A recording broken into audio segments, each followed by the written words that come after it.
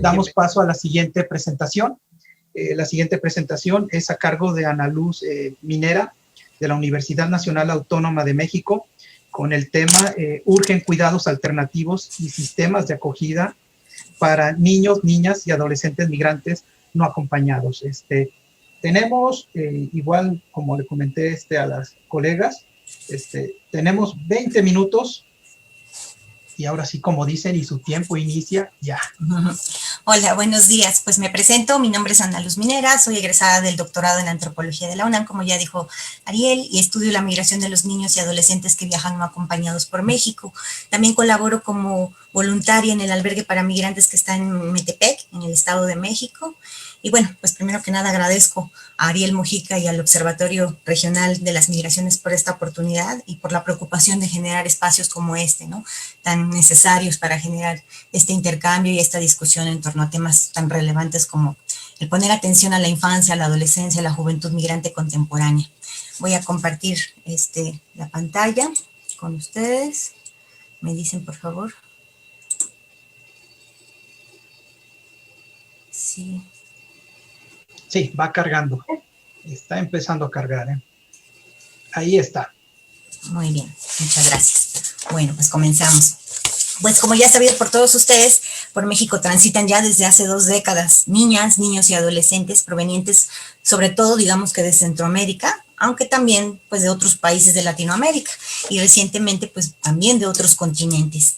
Sin embargo, pues las dimensiones infantil y adolescente de la movilidad humana siguen sin tomarse en cuenta, como deberían, en los programas sociales o en las políticas públicas, a pesar de que desde finales del 2014 se decretó la Ley General de los Derechos de Niñas, Niños y Adolescentes y esta estipuló que debían crearse el Sistema Nacional de Protección Integral y las Procuradurías de Protección, que conocemos el CIPINA y las Procuradurías, ¿no? Es decir, que en materia legal pues sí ha existido un avance, pero en el terreno de los hechos pues aún prevalecen muchos vacíos y carencias, pues que la teoría pues no es lo mismo que en la práctica, ¿no? Como todos sabemos, las leyes pueden ser muy bonitas, resaltar las cosas que se deben hacer, pero suelen no explicarnos, ¿no? Cómo hay que hacerlas. Y hay que tomar en cuenta pues que quienes las aplican, pues al final del día son servidores públicos, son seres humanos que tienen defectos. Permítanme, déjenme ver es que no sé por qué no se está pasando la presentación. No está avanzando, ¿verdad? No sé si tenga que ver. Ya, ahora sí, ya. Bueno.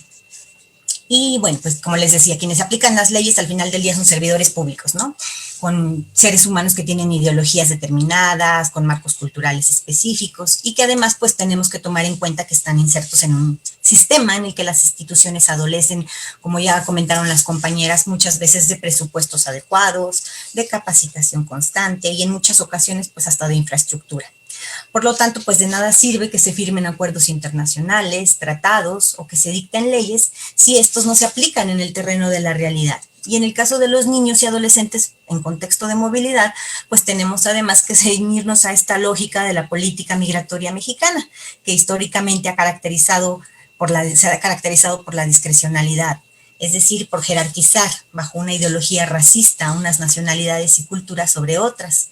Si se trata de europeos o güeritos, suele irles no tan mal, y si además poseen cierto grado de estudios o solvencia económica, pues son bien recibidos por lo general, o no se les ponen tantos obstáculos.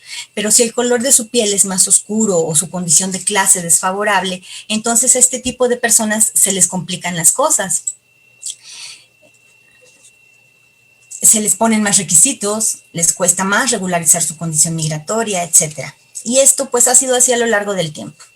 Antes se creía que ciertos grupos poblacionales tenían menos posibilidades de asimilar nuestra cultura, como los árabes o los asiáticos, por ejemplo, y así se justificaba el rechazo hacia ellos. Hoy en día se tiende, en cambio, a criminalizar a ciertos extranjeros, como en el caso de los centroamericanos, porque inmediatamente suele vinculárseles con las maras y se afirma que todos son delincuentes. Y que si les damos cabida, pues ellos van a venir a reproducir aquí a México la violencia característica de los países de origen, ¿no? Y sobre todo si se trata de adolescentes o de jóvenes, pues Dios guarde.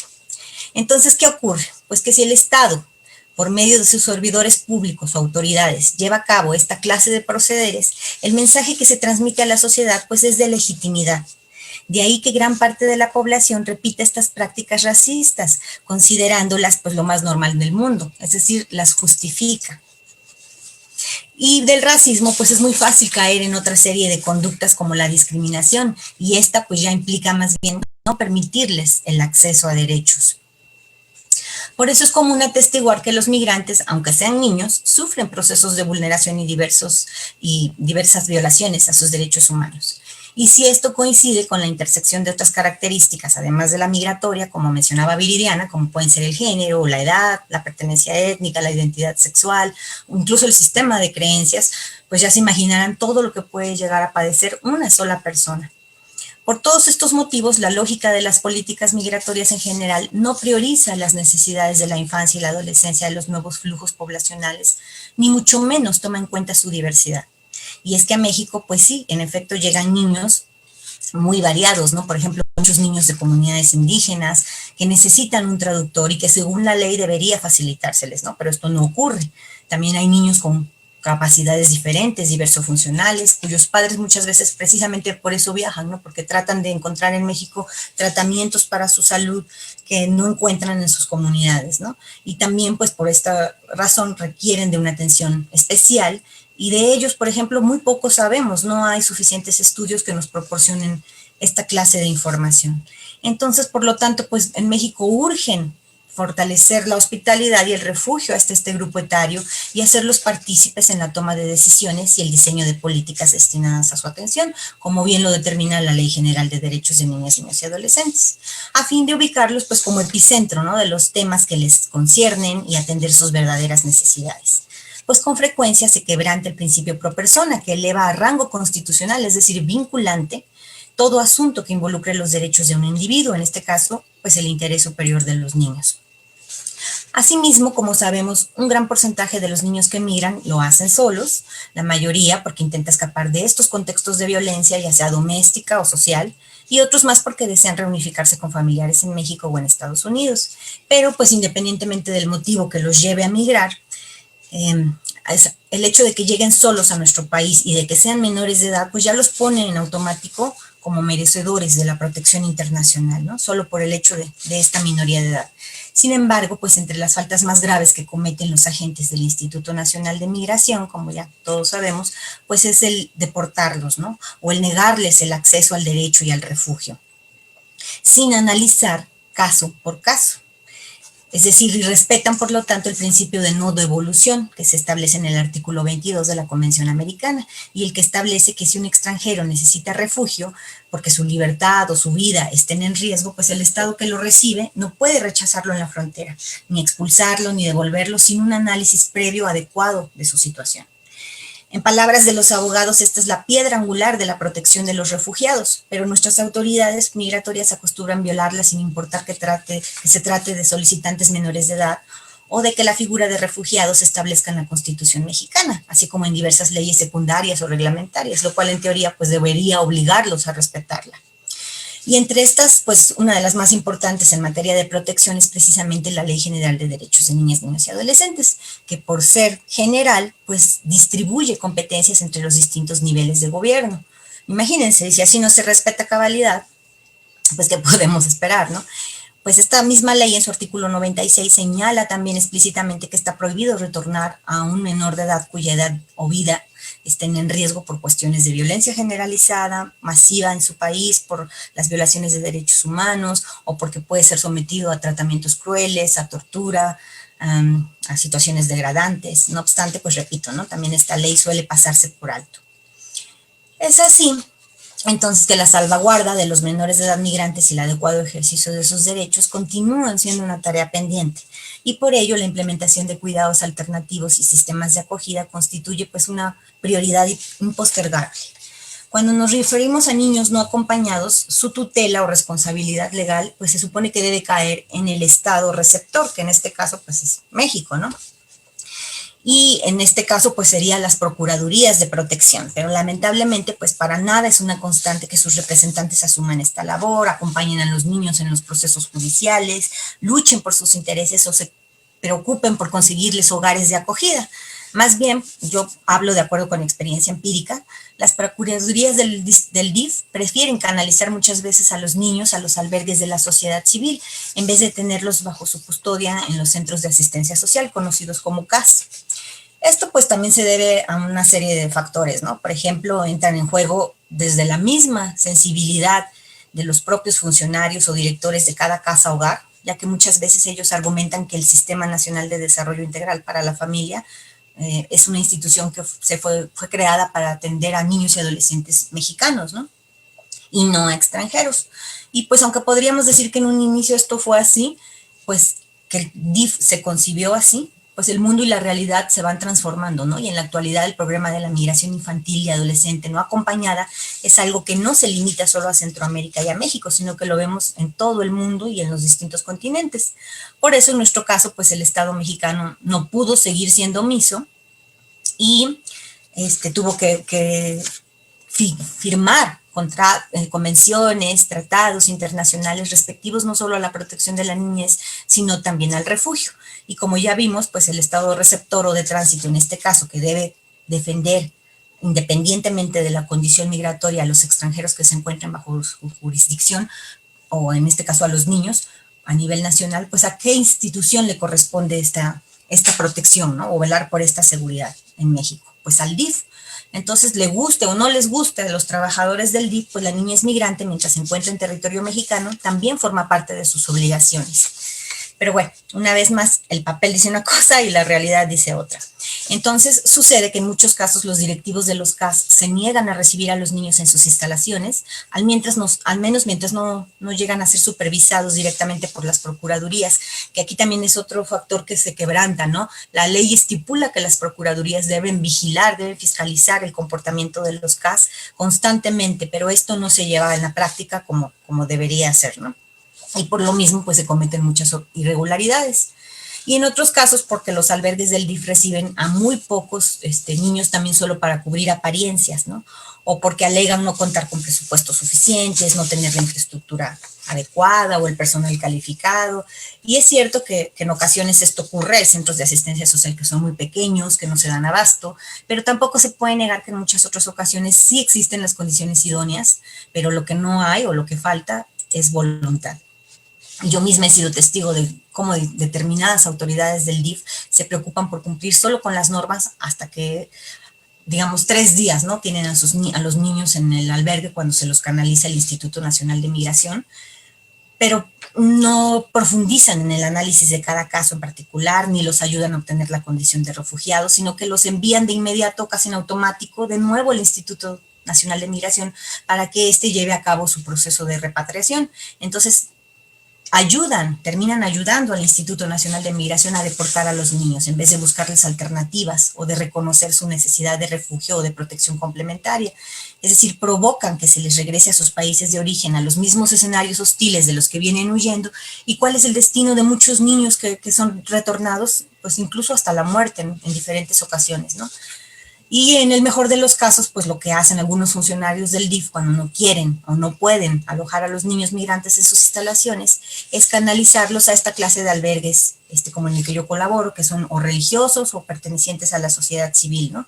Pero pues también aquí lo que ocurre es que ni les dan seguimiento y además los albergues de la sociedad civil tampoco suelen recibir a niños o adolescentes no acompañados por la responsabilidad legal que esto implica, ¿no?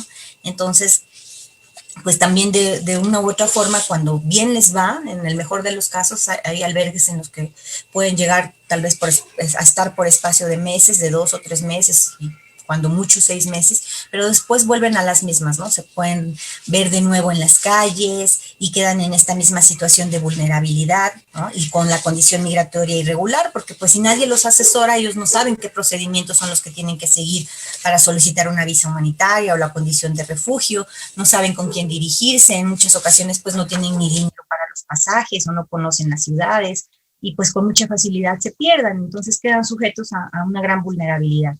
Por eso, debido a las limitadas oportunidades de alojamiento para los niños no acompañados, es que urge precisamente la aplicación de un adecuado sistema de acogida que tome en cuenta toda la diversidad de este grupo.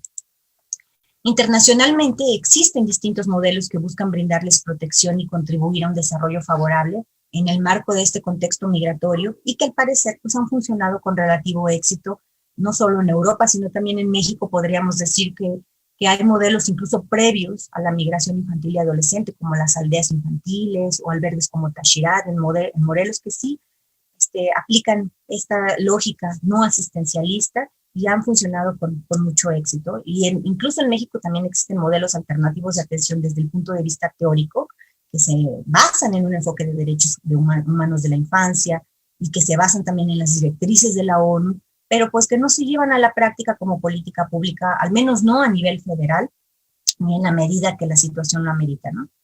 Entonces, en primer lugar, se necesita que las procuradurías de protección realmente lleven a cabo su labor de representación para que todos los casos de los niños sean analizados de manera personalizada y con base a eso, pues se determine cuáles son las medidas de protección acordes a cada uno en particular.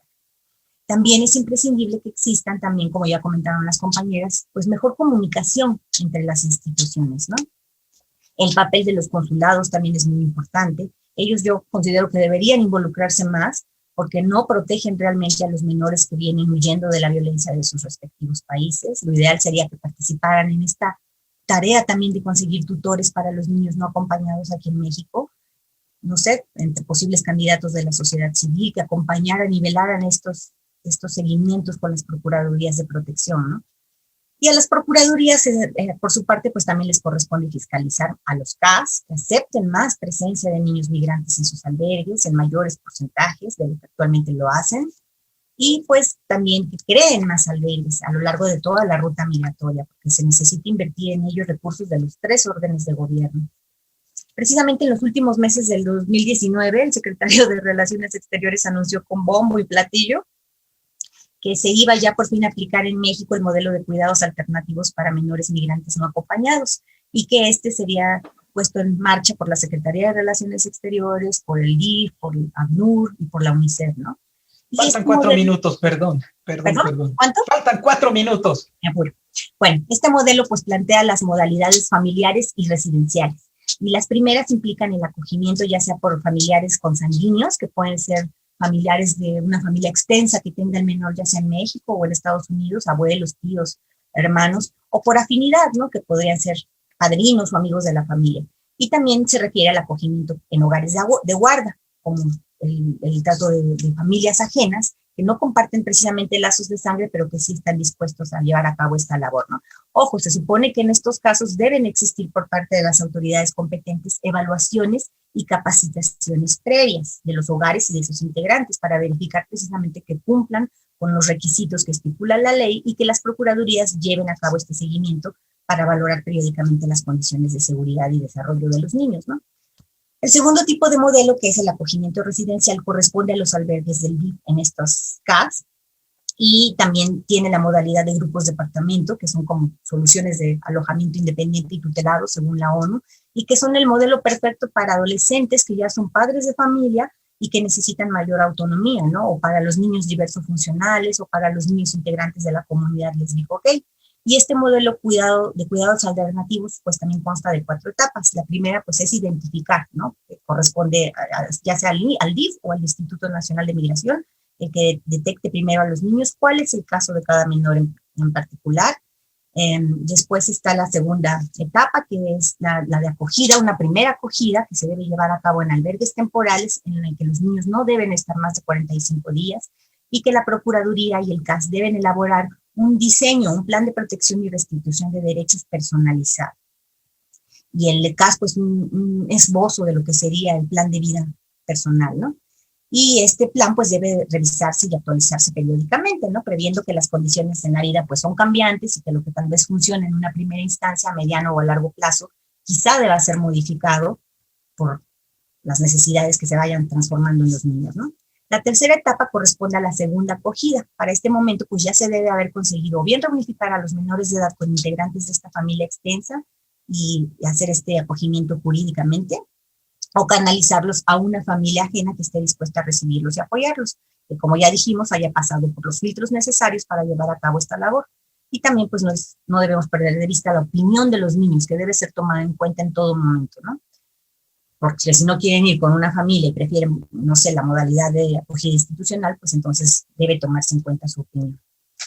Y la cuarta y última etapa consiste ya en el egreso de los niños de las casas de hogares de guarda y su reintegración final a la sociedad, pues de una manera productiva, ¿no? Para esto, pues se les debe otorgar acompañamiento hacia la vida independiente, herramientas para que desarrollen su autonomía y se les facilite construir un proyecto de vida. También se les debe preparar para la vida autónoma, fomentarles pues estas habilidades psicoemocionales que contribuyan a la prevención de embarazos, a la paternidad prematura, al abuso de sustancias tóxicas. A lo largo de todo este proceso se debe procurar la inclusión, la independencia de los niños, darles acceso al sistema educativo, que es una de las cosas que más adolecemos aquí en México, el proveerlos de capacitación profesional constante, becas, bolsas de trabajo, prácticas profesionales, no sé, ¿no? O sea, un trato de equidad y acceso a los derechos. Sé que todo esto suena utópico, pero es importante que consideremos pues que ya está en la ley. Ya legisladores con conciencia, defensores de derechos humanos, activistas han desarrollado un largo camino para que se decretara la Ley General de Derechos y gracias a esta se crearan el CIPINA y las Procuradurías de Protección, basados, como ya les dije, en ejemplos internacionales y en las directrices de la ONU, ¿no? Entonces, de nada sirve que tengamos protocolos, programas, modelos, si no se aplican. Y pues, como les digo, se han llevado a cabo ya con mucho éxito en otros lugares, entonces podemos hacerlo, sí se puede, no es una fantasía, pero para que funcione se requiere de un mayor involucramiento pues, de la sociedad en su conjunto, de la interacción de diferentes sectores, el institucional, el social, el empresarial. Por ejemplo, corresponde al CIPINA construir estas relaciones, buscar convenios con el sector empresarial, la SEB, el sector salud, la Secretaría de Cultura, no sé, a las procuradurías implementar más campañas de divulgación destinadas a la sociedad, para que conozcan qué son las familias de acogida, por si a alguna le interesa capacitarse para poder desempeñarse como tal, o campañas para combatir también el racismo e incentivar a la sociedad civil y a los pequeños y grandes empresarios a que oferten servicios, asesorías, programas dirigidos a fortalecer los derechos de los niños.